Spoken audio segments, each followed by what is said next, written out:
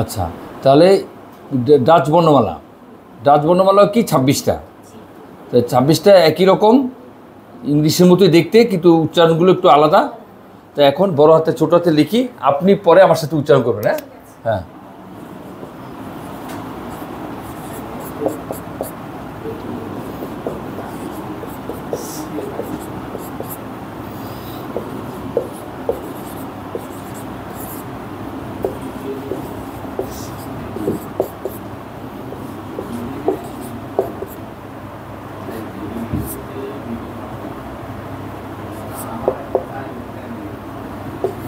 ব্যাস। শুধু এখানে এসে ওয়াইটার জায়গায় আই, এটা ইদানিং ওরা এইভাবে লেখে, কিন্তু ওর মডেলে এইটা ছিল।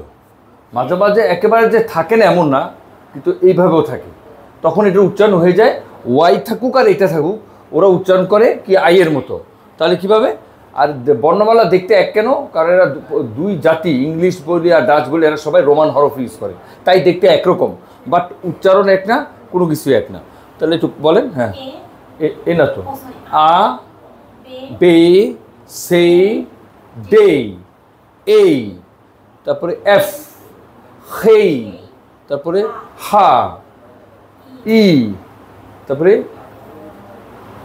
ইয়েই, তারপরে খা এল এম এন ও ফে কু এর অথবা এখ S T U V Wei, তারপরে এক্স আই, যেভাবেই থাকুক উচ্চারণ হবে আই, তারপরে জেড।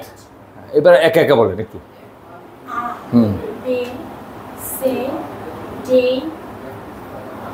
এই হেই ই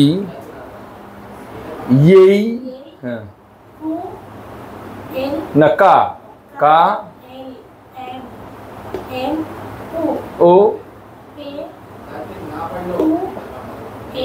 এর অথবা এর, হ্যাঁ এর এস টে উ ফেই ওয়েই X I Z, not Z Z, এই যে জ জ ট জেড জেড, ঠিক আছে না? উল্টোপাল্টা ধরলে পারবেন? তাহলে এই বর্ণমালাগুলো আমরা যেটা পড়লাম এতক্ষণ, কি পড়লাম? নাম। এখন নাম থেকে যদি উচ্চারণ আনতে হয়, তার আগে চলেন আমরা স্বরবর্ণগুলো চিনি। ছোটোবেলায় কোশ্চেন মনে আছে? ওই যে স্বরবর্ণ ব্যঞ্জনবর্ণ ইংলিশে কয়টা ছিল বলেন তো? 5টা। ওই যে এ ই আই ও ইউ, এই ইংলিশের 5টাই ওদেরও ভাওয়াল, তাই আর সমস্যা নেই। ভাওয়ালকে ওরা বলে ক্লিঙ্কার্স, আর কনসোনেন্টকে বলে ওরা মেডিক ক্লিঙ্কার্স, ওরা বলে আর কি। এই যে এরকম, এটা বললো মেডিক ক্লিঙ্কার্স, আর শুধু ভাওয়ালকে বলে ক্লিঙ্কার্স। দেখেন একেবারে সিম্পল বানান, মেডিক ক্লিঙ্কার্স, ক্লিঙ্কার্স হয়ে গেল।